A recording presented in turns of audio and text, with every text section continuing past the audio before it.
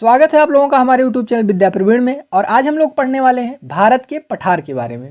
मानचित्र के माध्यम से समझेंगे कि भारत का कौन सा पठार किस राज्य में विस्तारित है। तो पहला पठार देखते हैं, मध्य प्रदेश में सबसे उत्तर में स्थित है बुंदेलखंड का पठार। अगर हम मध्य प्रदेश के मैप में एक त्रिभुज बना दें तो त्रिभुज का जो ऊपरी सिरा होगा वो होगा बुंदेलखंड के पठार, पश्चिमी सिरा जो होगा वो होगा मालवा का पठार, और जो पूर्वी सिरा होगा वो होगा बाघेलखंड का पठार। इस प्रकार से हम देखते हैं कि मध्य प्रदेश के मूल में 3 पठारों का उद्गम है। अब ये तीनों पठार बुंदेलखंड, मालवा और बाघेलखंड किन अन्य राज्यों में विस्तारित हैं। तो पहला देखते हैं बुंदेलखंड। बुंदेलखंड का पठार मध्य प्रदेश और थोड़ा सा भाग उत्तर प्रदेश का लगता है। और बुंदेलखंड के इस पठार की सबसे ऊंची चोटी है सिद्ध बाबा चोटी, सिद्ध बाबा चोटी। दूसरा है बाघेलखंड का पठार। तो बाघेलखंड का पठार मध्य प्रदेश के दक्षिण पूर्व में है और ये मध्य प्रदेश के साथ साथ ही और राज्यों को भी टच करता है। जैसे मध्य प्रदेश तो है ही मूल में, इसके तहत उत्तर प्रदेश का सोनभद्र जिला और इलाहाबाद जिला, ये 2 जिले भी टच होते हैं। यानी बुंदेलखंड के पठार में भी मध्य प्रदेश और उत्तर प्रदेश का थोड़ा भाग, वहीं बाघेलखंड के पठार में भी मध्य प्रदेश और उत्तर प्रदेश का थोड़ा भाग। इसके साथ साथ मालवा का पठार, जो मालवा का पठार है ये मध्य प्रदेश के पश्चिमी भाग में स्थित है, लेकिन ये पूर्णतया मध्य प्रदेश में ही स्थित है। और मालवा के पठार की सबसे ऊंची चोटी है सिगार। सिगार इस चोटी का नाम है जो सबसे ऊंची चोटी है। इसके बाद हम देखते हैं मध्य प्रदेश के पूरब में छोटा नागपुर का पठार। यह हिस्सा है छोटा नागपुर का पठार।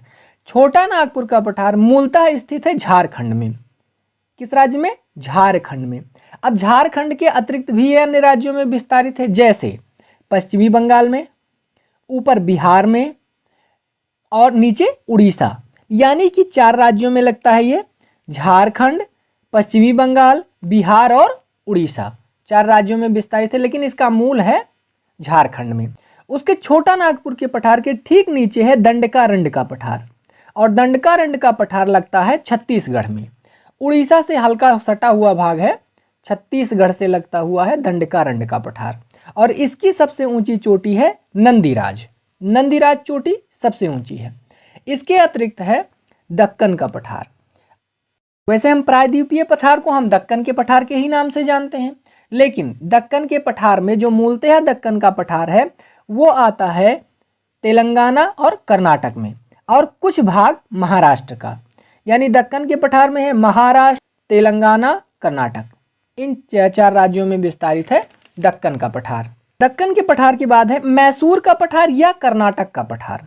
मैसूर का पठार या कर्नाटक का, तो ये कर्नाटक राज्य में विस्तारित है।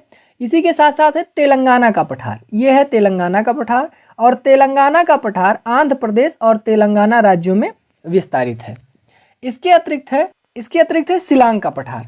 शिलांग, जैसा कि आप लोगों को पता है कि राजधानी है मेघालय की, और मेघालय है पूर्वोत्तर भारत का एक राज्य, यानी असम के नीचे और बंगाल के यानी बांग्लादेश के ऊपर ये क्षेत्र है शिलांग।